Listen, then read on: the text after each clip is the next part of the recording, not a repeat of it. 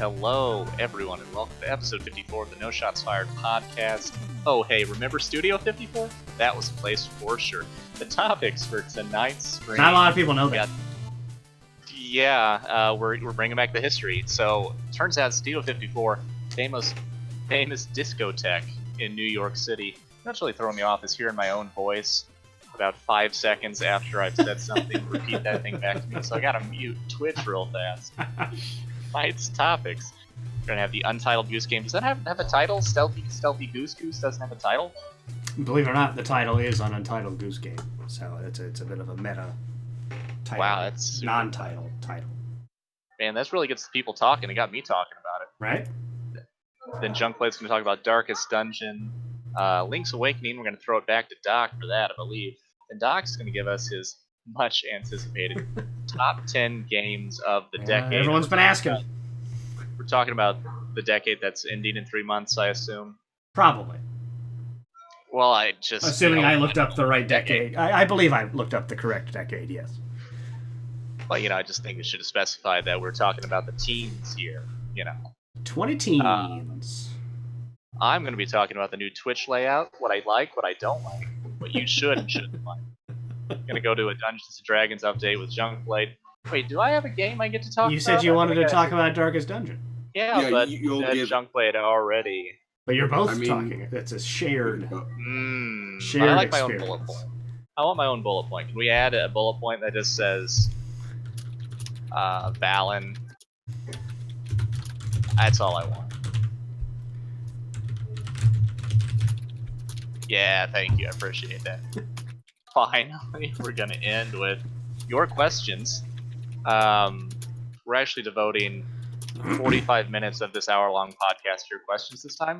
So keep them coming fast and heavy. It's just we haven't got to all of them recently. So anyway, let's jump right into the Untitled Goose Game by what studio? Who made this Goose Game? House, I think.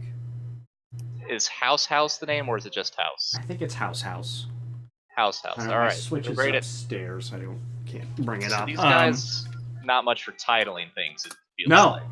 Well, I think it got. I wonder if they had a title, but like the teaser trailer for this game came out year and a half, maybe even 2 years ago. Yeah, I remember that teaser trailer. And everyone just really said, "What is that? It looks incredible." And it was called Untitled Goose Game at that point, and everyone's like, "Yep, keep that. That's great." So I wonder if they had a title at some point, but then they're just like, well, everyone seems to like this Untitled Goose Game. Because that is an evocative title. Hey, Junkblade, your typing is getting picked up pretty heavily by the microphone. Okay, I shall fix that. I apologize. That's all right. Sorry to interrupt. I say, his meeting notes are very detailed. I'll give him that. True. So the game finally comes out. An internet darling, I think, would be a good way to describe it. Very gifable and all that sort of stuff. But it's kind of... So for people who don't know, you play as a goose, and you try to wreck people's shit, basically. So how would you characterize this goose? Is he mischievous, or is he just cruel? Well, it depends, you get to decide how cruel you want to be, I guess. Oh, you have like a morality path line? No, it's just the way you do things. You can really be a dick to people. Okay. What's your objective? What's this goose motivation? So you get like a list of just various conditions you have to meet. So like, I'm not very... I've played a little bit of it. I'm not very far. I may not be a very good goose provocateur, as it turns out.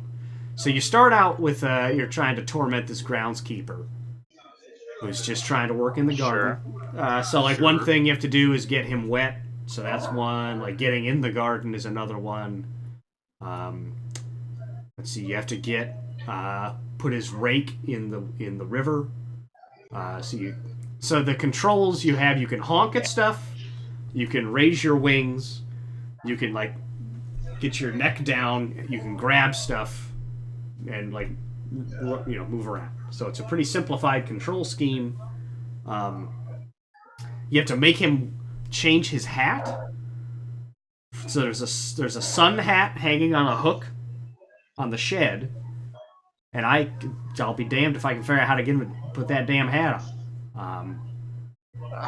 I've taken to just stealing everything he's looking for and putting it in the deepest flower bed, where he can't really seem to find it, and just kind of watching him walk around, because I'm annoyed because I can't figure it out. So I have to make sure that he can't get anything he wants done. Because it puts a thought bubble above. It's a very simplified art style. It looks fantastic. The animation's really good. But it just puts a thought bubble above their head with the item that they're gonna go for next, kind of thing. So I'm like, oh, he's gonna go for the garden spade. Oh, interesting. Okay. Yeah, that's cool. Makes sense. Yeah, and so one of the final things is have a picnic, and it's got a list of 7 things you have to get onto a picnic blanket. But it turns out that having a picnic. Are you having a picnic for other geese? I don't know, because I have not successfully had the picnic yet. Because they keep.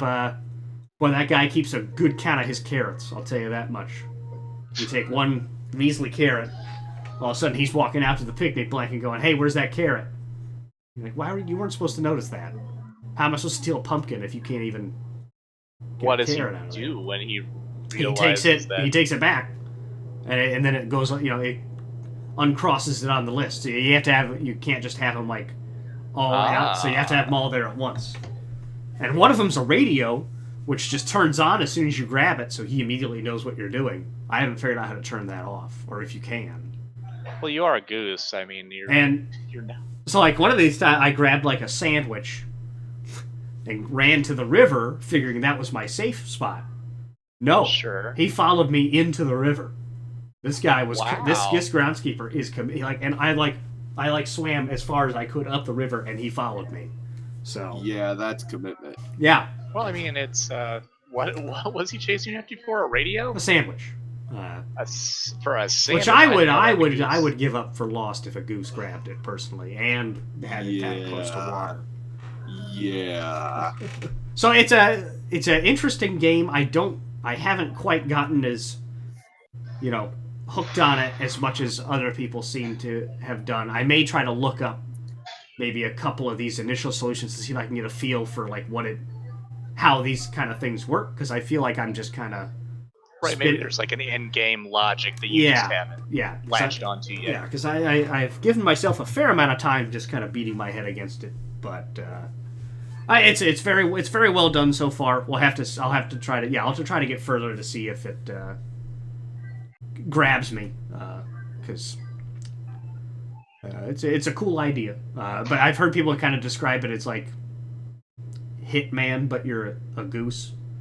In terms of the procedural aspect of the Hitman games these days, and the number of different ways you can do things, and the things you can kind of set up as clockwork kind of things, which sounds like a very cool idea, and hopefully, maybe not necessarily goose malfeasance, but putting that format or structure into other game styles, I think is a very interesting idea.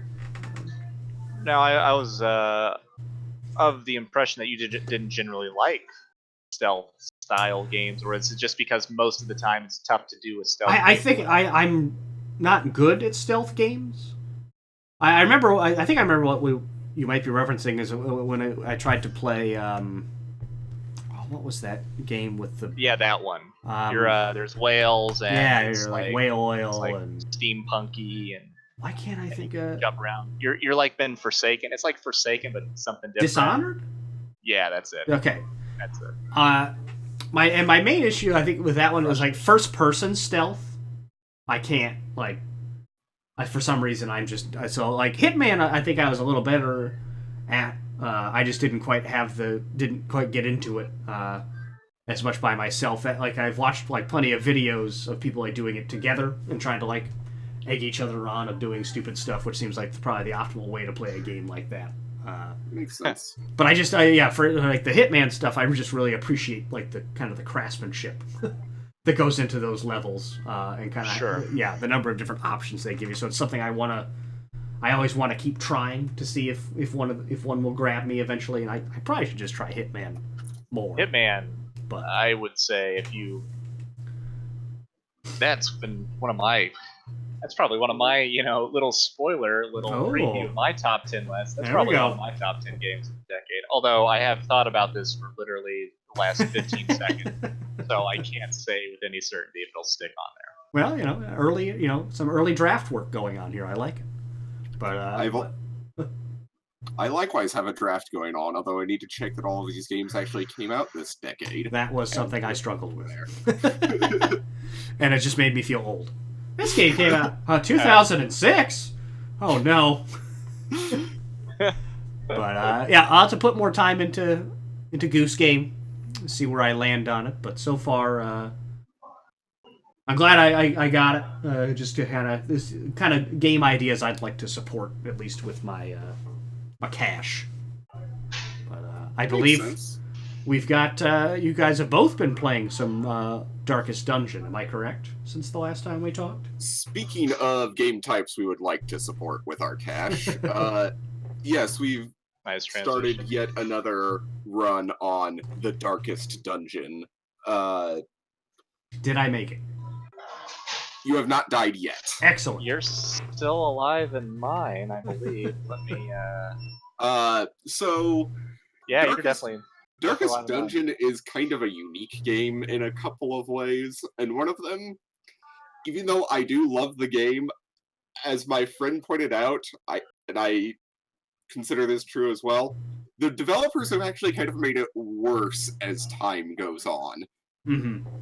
Because they made it more difficult, because the people who want the game to be really, really difficult have found combinations of things that work well and then complained to the developers and said, hey, this shouldn't be a thing, even though very frequently that thing would be incredibly impractical anyway.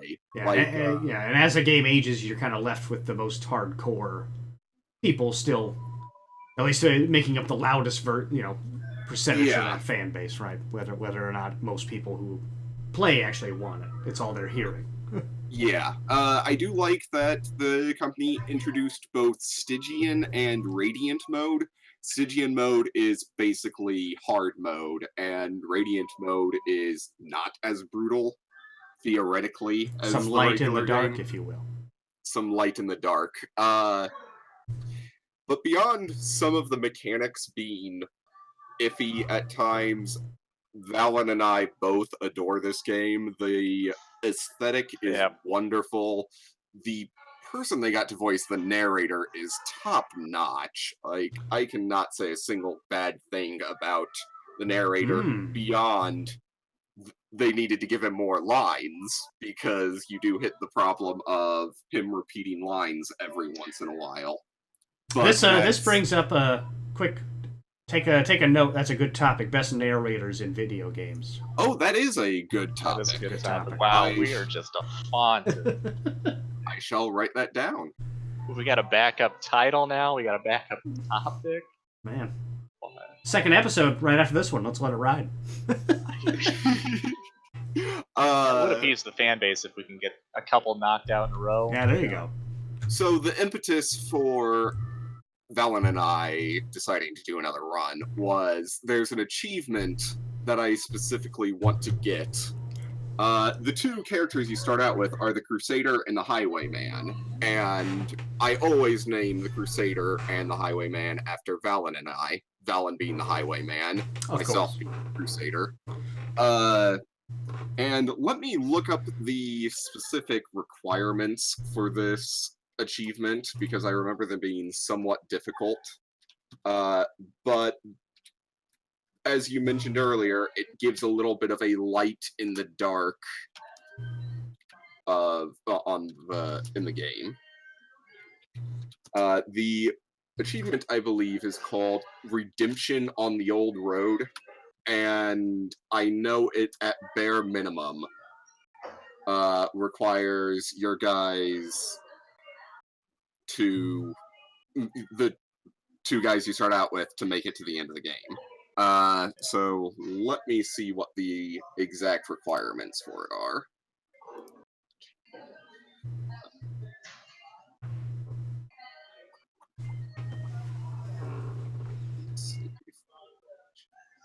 on the old road we found redemption. Dismos and Reynald, the default names for the Highwayman and Crusader respectively, made it to the final darkest dungeon quest. Okay. And that's difficult, I assume. I have never Well- gotten to the final darkest dungeon quest at all, and the other thing is there are so many things in this game that can just screw you over with RNG and kill your guys. Okay. So I guess that's kind of something that you enjoy the game loop enough that you're going to keep going to kind of try to go for, but like the fact that it's so RNG dependent would be kind of frustrating if that was like... Oh, absolutely. There's definitely been at least one run where I was over half a year in and it just got ended because RNG completely screwed the plan I had going. Ugh. Okay. And that's another reason why I actually really dislike one of the DLCs, the Blood Court one, because for one, it adds even more RNG to the game. For another, it's practically impossible for you to not have your guys get infected by the disease it introduces, Mm-hmm. and then it's very difficult to deal with the disease. Yeah. And there are literally no benefits to it. Like, there's relics you can get that you can then use that require you to have the disease, but they're not actually better than comparable relics anyway.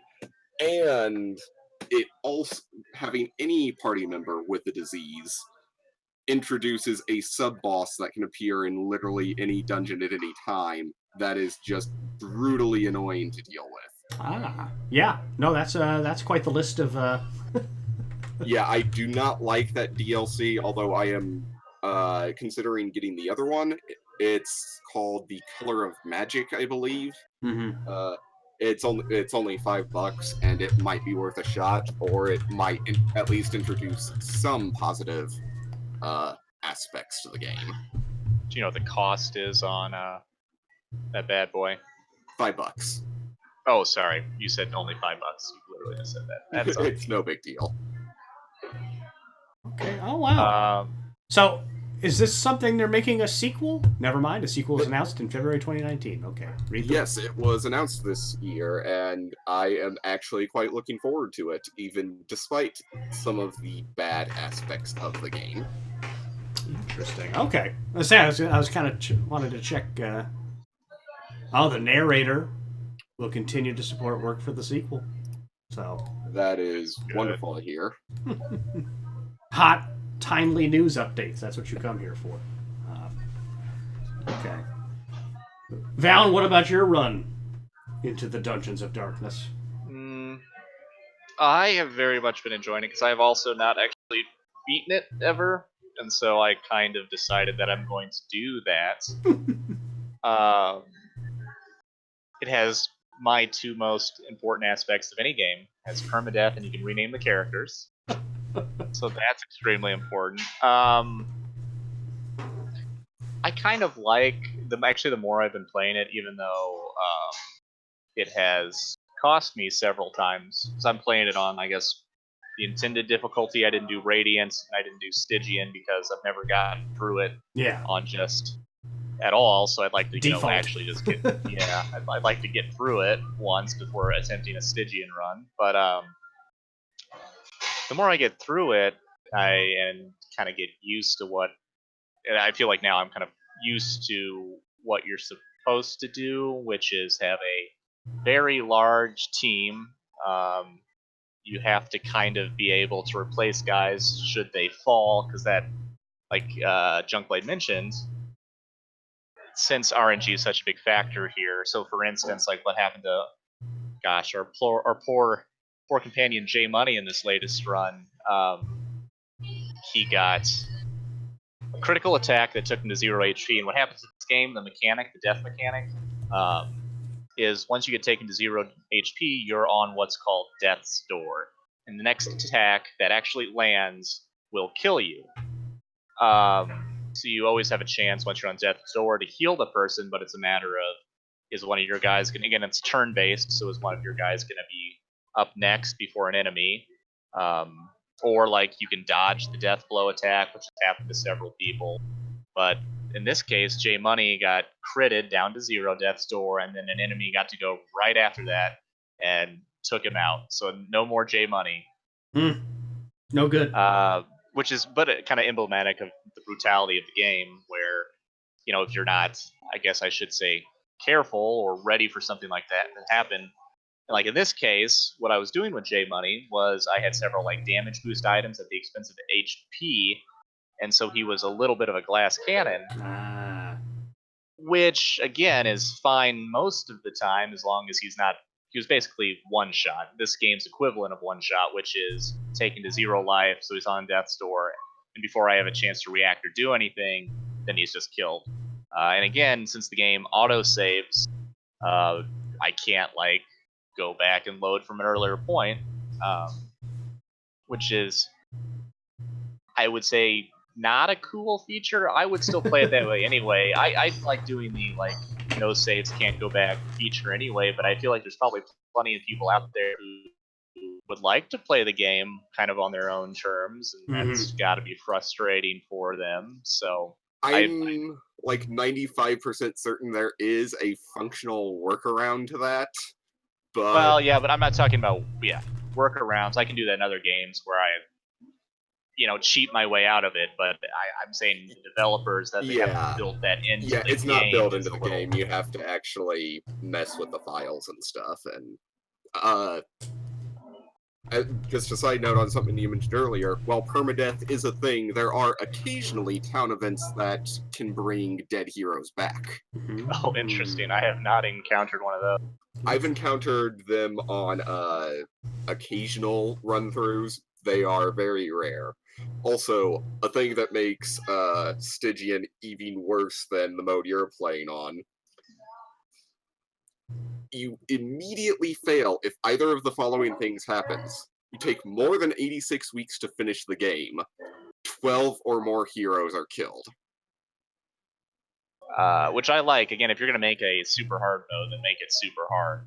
So as long as you have different difficulty modes, I don't care how difficult you make the hardest mode. That is perfectly fair. I was just bringing that up because, I mean, you know how many people have died in some of our run-throughs because we just make teams of cannon fodder because we have to. What's like a theoretical hour count for like a successful run, do you think? 15 or 20 would be my guess, at least. Man. Because each dungeon, even the short ones, take like 20 minutes to get through. Yeah. So that's not an insignificant amount of time at stake when you're getting towards the end game then, huh? No, which is why it's so frustrating sometimes when you just get completely screwed by the RNG. Yeah, I would think so.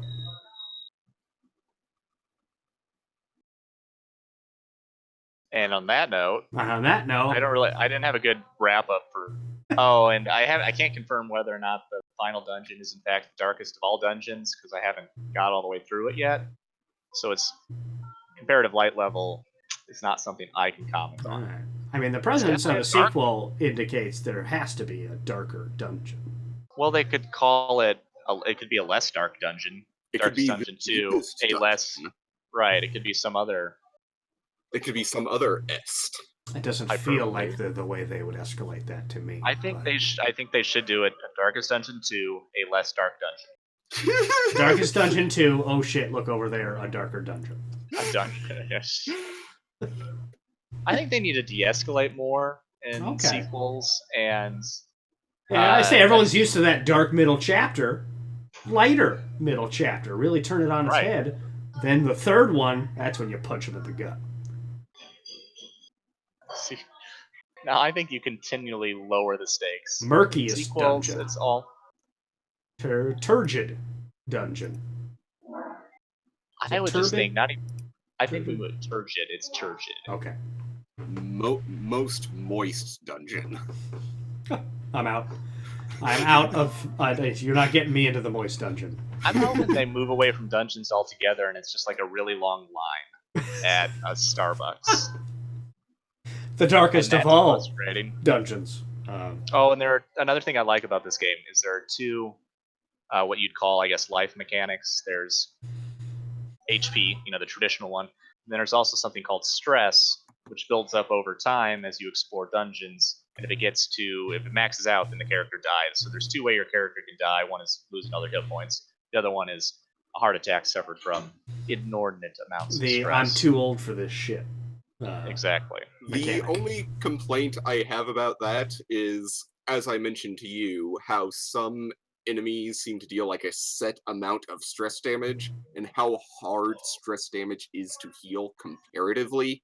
So, like, Right. the one guys will deal But 25 stress damage per hit, and right. if you get unlucky, 8 hits and the person's dead because there's almost no way to heal stress damage except leaving and going back to town. Well, that was a complaint I originally shared with you. I've since come around on that, primarily because the whole reason you introduce a secondary life characteristic is because it shouldn't perform the same way as HP does. So if you're going to introduce that, then you got to make it count in some way. And if you made it easy to heal stress, and there are certain characters who can heal stress, I've since learned. So it shows you the value of putting somebody like a jester into your party that you wouldn't normally have in your party. So there's certain characters who aren't that good on their own, but because of the ways in which they can react to this kind of difficult mechanic, I think it adds an interesting dimension to the game. And again, a dimension that would be lost if stress didn't matter that much. Well, it's got to matter. What's that? Weren't there things you could do back in town that would reduce stress also? Yeah, exactly. Okay. You have to get back to town, and that way, another interesting thing about stress is that unlike HP, it doesn't fully heal once the quest is over. Mm-hmm. So you have to leave certain people on the bench for sometimes multiple missions to heal their stress. Okay. Again, I think it adds like injuries in XCOM kind of thing. Exactly. It adds an interesting dynamic to the game that I think wouldn't otherwise be there without this secondary life characters. But again, I know obviously that sucks when you have one guy who has a lot of stress and he's being targeted by enemies. And I'm certain the game includes some sort of I'm trying to say like some sort of targeting system for the CPU so that they will like target somebody who has high stress with stress attacks and stuff like that in the same way that a human being would. Obviously, that's frustrating, but again, then that's part of. I've actually come to enjoy that because it's something else you have to manage in the game. I just think I encountered a few scenarios where it's especially obnoxious, so that just you know how a game like this that is inherently RNG based, every once in a while you just get ultra screwed and you're very frustrated by the effect of it. I haven't encountered a situation like that since, but like I mentioned, the two of the guys who just like toss the stress damage cups at you, 25 per hit, they specifically targeted that guy. It went pretty quickly, and yeah. So that was that probably colored my thoughts on it a bit. I will probably have more objective critique of it once I've played it a bit more and have had a wider variety of experiences other than the one time I just got ultra screwed. Which is fair. Yeah. And then on that note, we're gonna move to my favorite part of any podcast, which is Valentine for Valan. Where Valan talks for all the Valans out there about Valan, for Valan, always Valan, Valan, Valan, Valan, Valan, Valan, Valan, Valan. What do you guys think about Valentine for Valan? I'd be curious to hear a non-Valan's take on Valentine for Valan. Valentine for Valan seems like a perfect time for me to go grab my Coke out of the fridge. All right, perfect. That's a good one. You know what's cool about Valentine is it sounds a lot like Valentine. If I changed one letter, it would be Valen. No, if I changed two letters, it'd be Yeah. That's kind of interesting, isn't it? Yeah, What do you think I about was thinking that I wish Junkblade had told me he was wearing his Nintendo 64 shirt, because then I could have put mine on, and we could have been N64 buddies. But that's out the goddamn window now. I'm disappointed that we can't do that. I know. You could go run and put it on for Valentine for Valan, because honestly, the non-Valan are, I think, really just ruining my Valentine for Valan. You know what? I will. I'm going to give you a little bit of Valentine. Okay, good. To do this silly thing. I can expound upon Junkblade and I can match in our t-shirts. Silly thing? That's ridiculous. Now, guys, what I think about is so important about Valentine for Valan is it's self-care. And not just self-care, it's Valan care.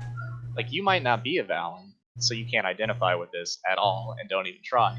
But a Valan, not a Valan. Take time for how good you're back. Okay, I was just talking because Doc is left to. He's got a surprise for you, and you'll see it shortly. I think I heard the surprise. Oh, okay. Well, then never mind.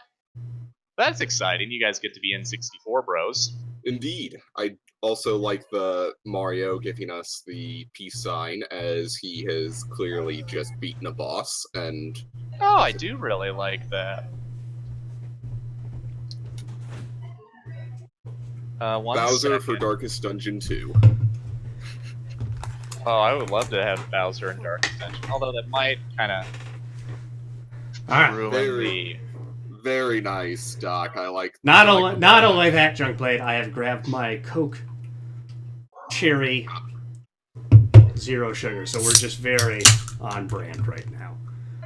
Wonderful.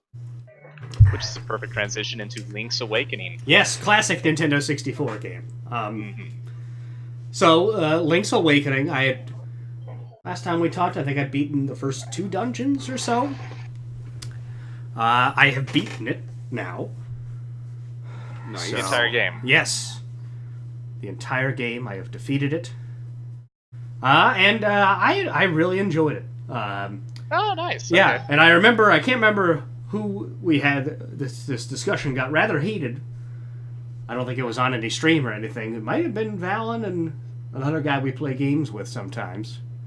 Talking about the Game Boy version of this game. Oh, Kyre. Yes. And yes, we liked it, and yes, you didn't like it. Correct.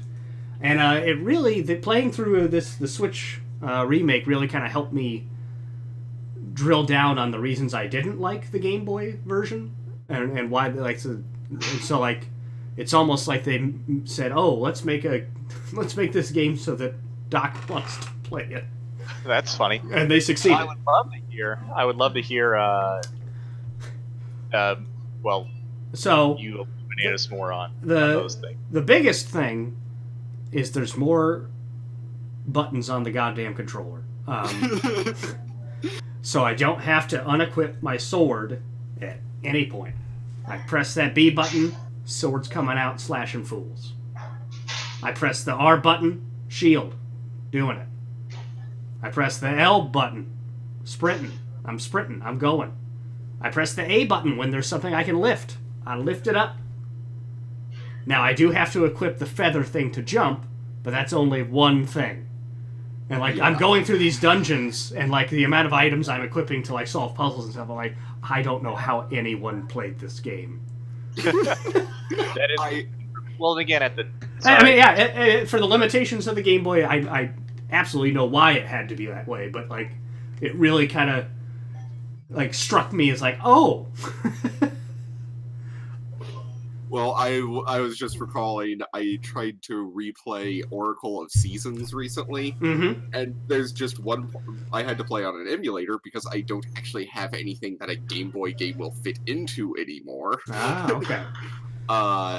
And there's a certain point in the game where the emulator's variable speed completely screws things up, and I can't get past it. It's a little dancing mini game where I have to press these buttons at the exact right time.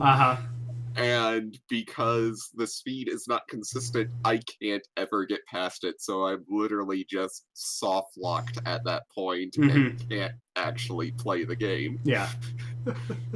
When you say emulator's variable speed, what do you mean? when it's trying to recreate the operation of the Game Boy, right?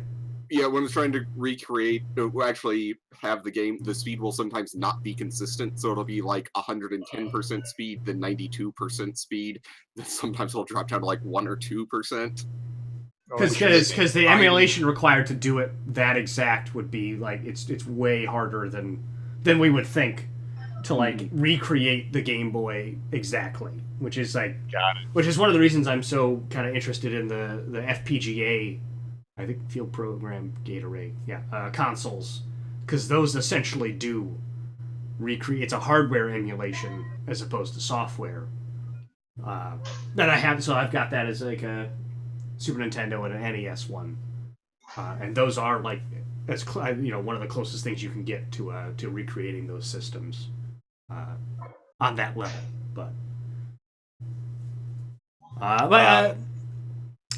So that the control scheme much better. The updates to the graphics and the music were just fantastic. I just because there were enough kind of little Game Boy style sounds and noises like peppered in there that you could still tell that this was a Game Boy game, but the way they the orchestral versions of the songs were really, really good. Okay. And the look of it, I loved the look of it. It just the detail that they kind of put into each house you went into just had all these things kind of laying around. It just kind of felt like, I don't know, I'm trying to think of a better term than lived in world, but that's all I can come up with at the moment. And just the animations of the characters, even though they're little squat characters that you really can kind of get emotions out of them, and just kind of the movements. It just has that Nintendo kind of, I don't know, fairy dust that they sprinkle on their games to make them just look very good. Now, I will say that I did experience some of those frame blips on the overworld and like slowdowns and stuff. It didn't bother me to a great degree, but it did happen, which is a little odd that kind of a game that you wouldn't expect to tax the Switch seems to be doing so. I think it's because they loaded it. It loads the entire world every time, because there's no real load screens or anything when you're going, around the overworld. And before we move on from this topic, give me one moment, because a friend got me a gift recently that I think Doc will approve of. Okay. And the dungeons were fun, solving puzzles. And I can't remember what I was reading, but there was some complaints about it, like feeling a little too much like a Game Boy game in terms of like only 8 directions of movement, and stuff like that. But I actually kind of really appreciated it. I feel like this is kind of a blueprint of, at least in my, for my, dollar, how I want remakes to be done. I'm looking at you, Final Fantasy VII. I was going to say, I don't know if you end up with a Final Fantasy VII scenario. Now, the, ray of sunshine that they're adding a classic battle mode option gives me a lot of hope for that game now. Yes. But just like the visuals were updated to such a degree, the music, the quality of life improvements for is what I think you would classify them under, in terms of like I think they added a couple more fast travel points and being able to have 2 dedicated item buttons in addition to the other action buttons that you have. But while still kind of feeling like movement-wise, layout-wise, like people were complaining that it was the same like grass sprite copy-paste. I'm like, that I like that, because it's a... That's right, isn't that... Yeah, that's part of the charm, because the whole game looks like this kind of toy claymation kind of thing, where it fits, like, if the world looked too realistic, then these characters, would look ridiculous in it. In my opinion, anyway. And I like that, you being willing to acknowledge that this was a Game Boy game, like, because you should be proud of the work that was done, because it's a beloved game, right? By a lot of, So I think, and as someone who didn't necessarily enjoy the Game Boy game, and I'd be curious to have some people, like you guys or some of the other friends I've talked to who did enjoy it, kind of play it and see if they feel a similar kind of connection that you can still really feel the Game Boy game in there, I think. I think I will have to play it at some point once I get a Switch. Just because I enjoyed the original so much, and because they've remained so faithful to the original, which is important to me personally. Mm-hmm. At least, or I guess that's what we talked about in our go back to episode whatever it was when we talked about the difference or what we like to see in remakes. For a comprehensive discussion on this, but to me personally, that is it's important to have a lot of more of just remaining faithful to the original material, as opposed to and I'm not pretending that's an easy thing to do in terms of knowing which stuff you can kind of update to a more modern game design kind of thing, right? And how far you go in that before you kind of lose it. But at least for me, someone who had bounced, I think I started up my DX cartridge, it feels like every couple of years being like, all right, I'm going to try it again. And now that I've actually played through it, I may go and try it again and kind of see how much further I can make it this time, and then I can really kind of compare the two. But I was very impressed, and I will admit that I put I think it said over 10 hours into it. There might be one or two more things I want to do to complete like a mini game or two, but $60 I'm not feeling bad about the money I spent on it, especially if you can, I think it's selling really well, so if we can get more kind of games done in this level of care, I think that's only a good thing. So the thing my friend got me recently, a Switch case, Legend of Zelda. Excellent. Solid. So now I have a way to actually safely transport it. I'd say a good nice. Switch case, critical. Critical equipment. Anyway, I can do a short D&D update to give Doc a break before he goes into his. I should have ordered this differently. That is a good idea. It's fine. We play with the order sometimes anyway. So sessions have gone better since the 1 week I complained. I think I was just feeling kind of stressed and we didn't get much done, so it was kind of annoying when I was trying to get things moving and people were on their phones and continually dragging the pace down. But we have since gone into the Dominion of the Lich. Moon, the Ancient One, is his name. Classic. Mm-hmm. So naturally, we ended up fighting a bunch of undead. And we are Don't you say we? Are you the master here, or is... I am not the dungeon master. I have not actually ran a session for a while, just because of life getting in the way, and I am working on a new campaign that I need to flesh out more before we actually play a session. Okay. This is the Endless Dungeon campaign, which was inspired by a couple of different things, Darkest Dungeon being one of them, Silent Hill being another. So, what is happening right now is we are allies with a settlement of hobgoblins that have one of the few safe bastions in this place, and they've been getting attacked by undead. So, we figure out, hey, undead originate from these places. Let's go to the closest one, talk to the guy, see if he's the one causing the issue, and if so, deal with it. We keep trying to talk to the guy as we go through the place, but our communication keeps cutting out, and he... Wait, how are you communicating? He's a lich, so he has magical powers, and he uses magic to basically talk to us, and we can respond back somewhat. But we later find out that things have been cutting off on both of our ends. You remember those However, at the Nextel moment- walkie-talkie phones, right, Valan? Yeah. Yeah. Yeah. So at the moment, it basically just looks like he's telling us to get off of his lawn and that it's not his problem. So we go through the place, try to interact peaceably with the inhabitants, which does not work no matter how many times we try it, and end up having to kill a bunch of things. Well, Sure. re-kill. Hey, in our defense, we never attacked anything that did not attack us first, and we always tried talking it out beforehand. Of course, just ask them.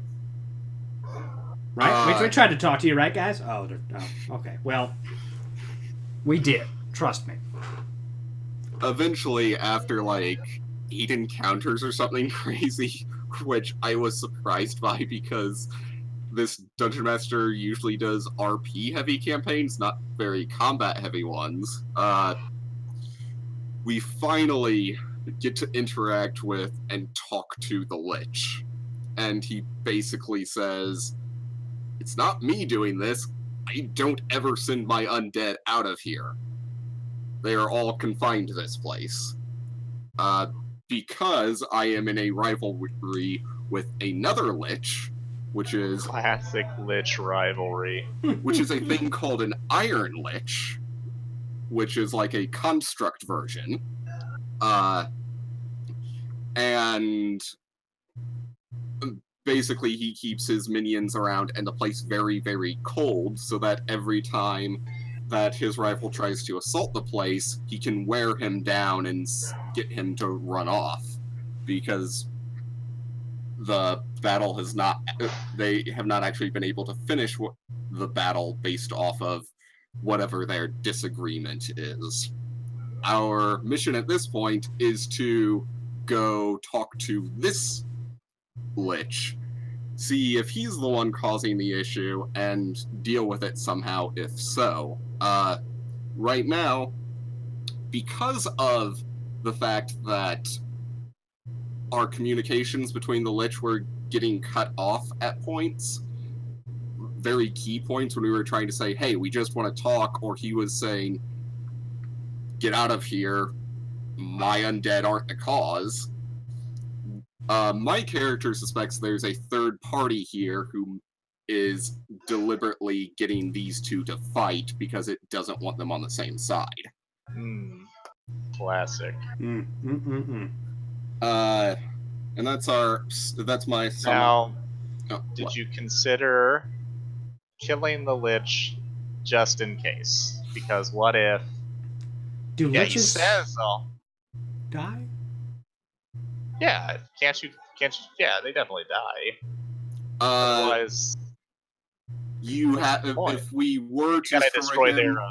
we have to also destroy their phylactery. Yeah, which that's we what don't it is. know Phylactery. where that would be right now. The He Voldemort also- thing. Yeah, the Horcrux. Voldemort thing. Yeah, basically, It's Harry Potter. You have to kill Harry Potter. we are considering that as an option if it comes down to it. I'd do it. That dude. I think you're already there, that dude right? does nothing in the series. Well, he's interacted with us peaceably, so we aren't going to just immediately decide to kill him. Because Are then his liches? Is army- there a good lich? actually, Yeah. yes. Just that Actually, name, kind of yes. just I don't know. I know that evil liches are the default, but there's actually a wide variety of them, including some that are naturally good. How do you become a lich? It depends on the variety and also the campaign. Some of them become liches through mass murder. That is not what this guy That's did. bad. Yeah, if that is Doesn't he actually have an army of undead things? I know they stay in their place, but isn't that kind of bad sign just in general? specifically made specifically not made out of things that were once living.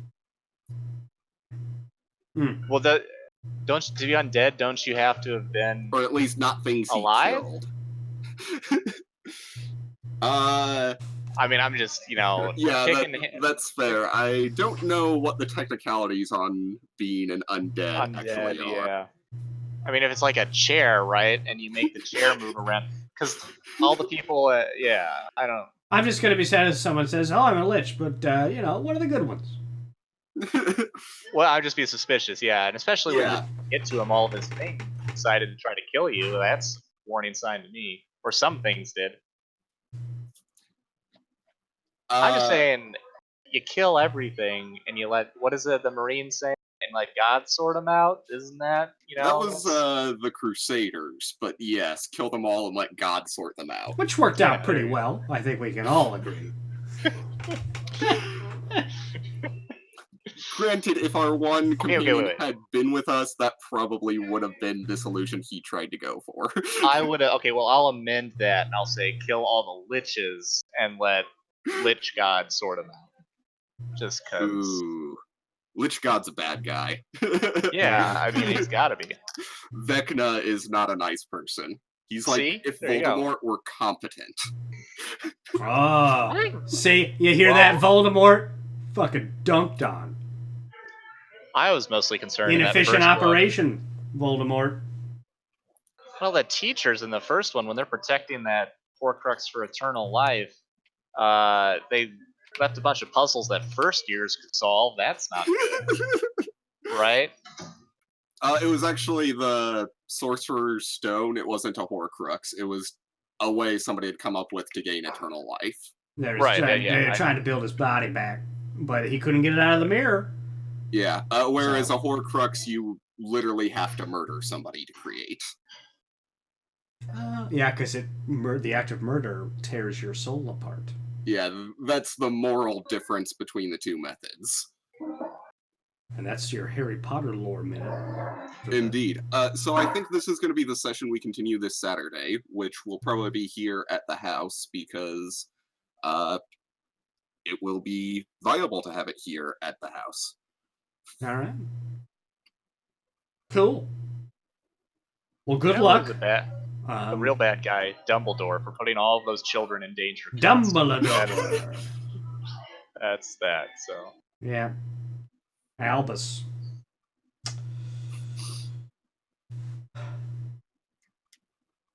All right. All right, so Doc, I think we're on to your list of games for the decade. Okay, the 2010s. What a decade it's been. Highs, lows. Yeah. In betweens. Games came out. We played them. How many games did you say came out? I'd say at least 10, based on my list here. I'd say at least 20. Okay, well, that's not as far as my list goes. No doubles so far. Do you guys have any guesses as to games that you think are on my list? I'm gonna guess that.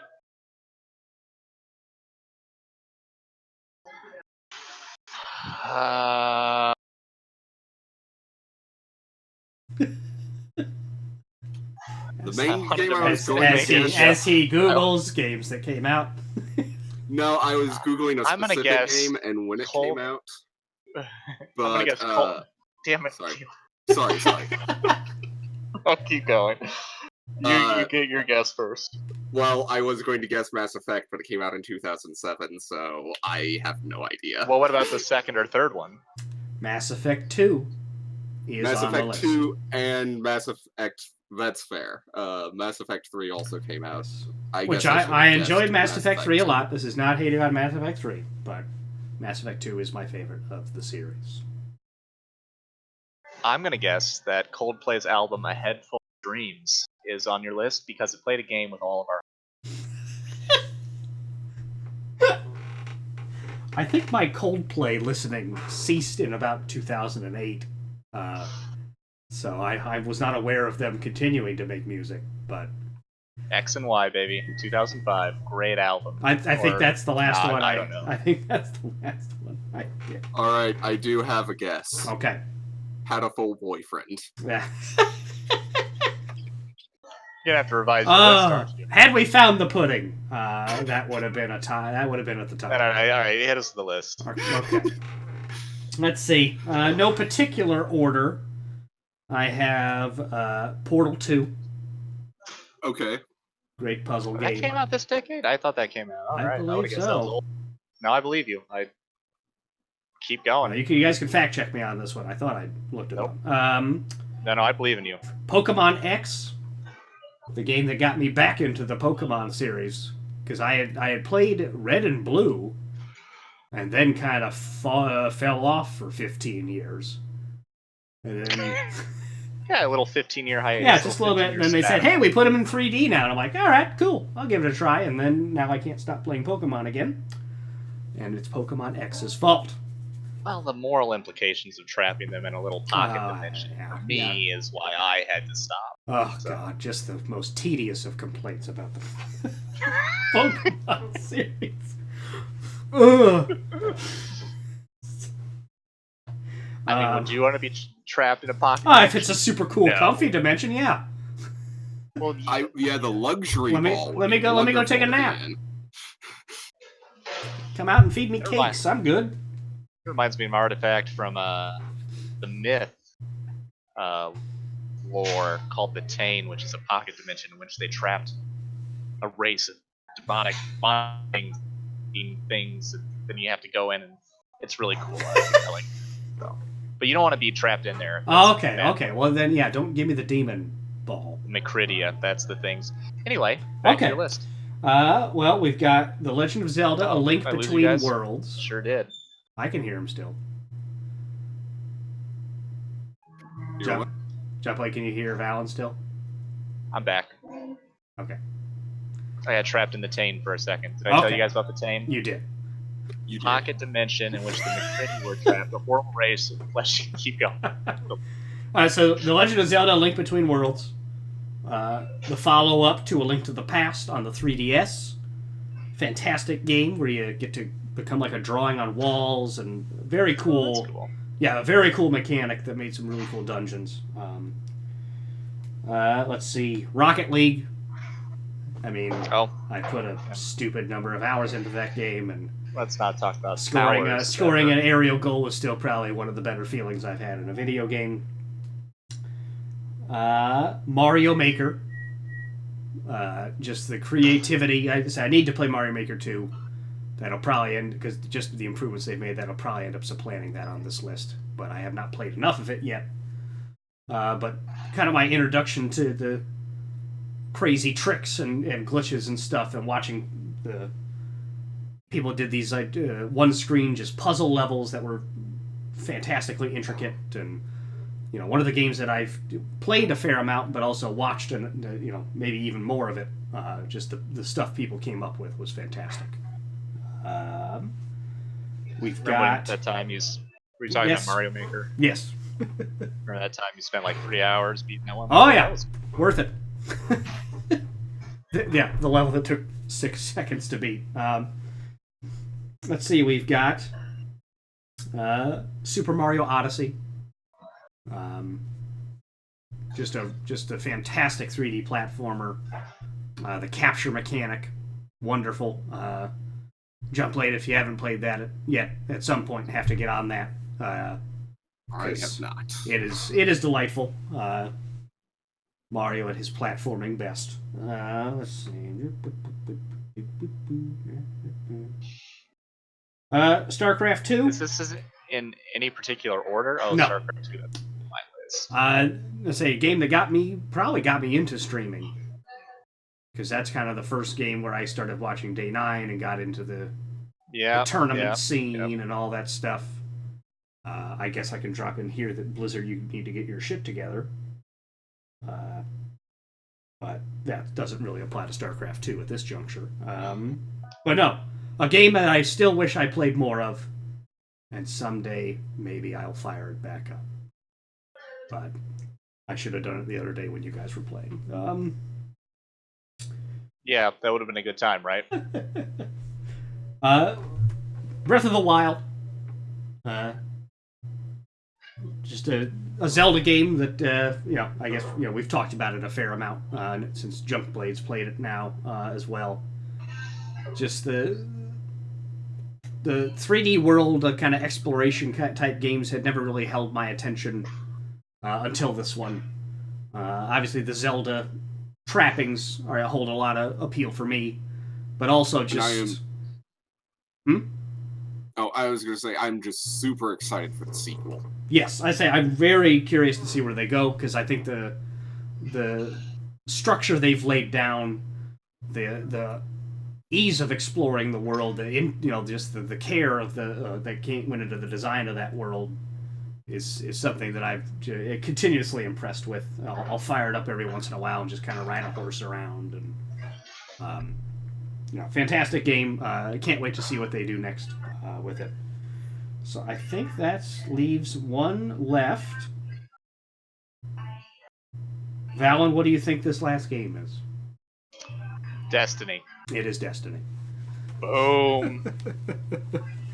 Just I was going to ask you. I already had a question for him. So Destiny didn't make the list. Oh yeah, it had to. It has to, right? That's what I was thinking.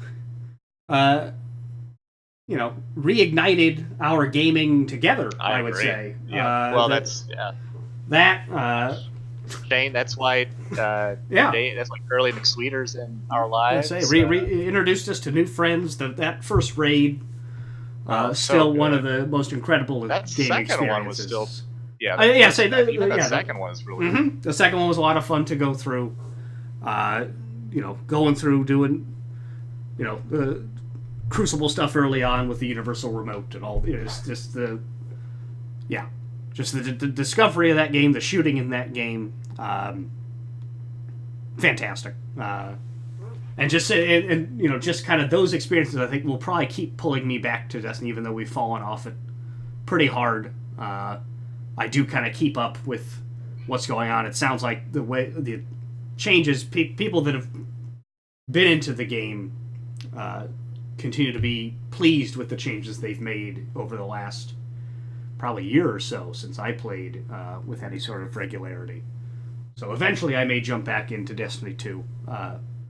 But yeah, that first one will always always be on this list, I think, just because of the amount of time I'd never really done MMORPGs or anything that had like a raid type thing, and the way they kind of made a first person shooter fit into that level of puzzle solving and teamwork was just phenomenal. So that is my 10 that I could come up with. I'd say after, because when I first saw this question on Twitter, I think is where I saw it. I was kind of like, I don't really know if I could come up with, because coming up with lists I'm always kind of had a hard time with doing. But then I kind of finally started looking up at which, like you guys, I had trouble figuring out which games were actually in this decade. Yeah. But after looking at this list, I'm like, this has been that's a good decade of gaming. So. Good. It's been a good decade. We still got 2 months left, 3 months left. Yeah, right? I'd say Luigi's Mansion 3 could knock one of these games out. Who knows? How close are we to our hour? I think we're right on it. Perfect. Just in time for everyone's questions. Does anyone hate Doc's list? Scale of 1 to 10. How much do you hate Doc's list? Are you upset that he left off? What's a game Doc really likes? I left off Splatoon, which I was bummed to do. That was a close one. Just because that was just a really cool variation of the shooter. I'm disappointed that Doc left off Fable 3. That would have required me playing Fable 3. Which you don't need to do.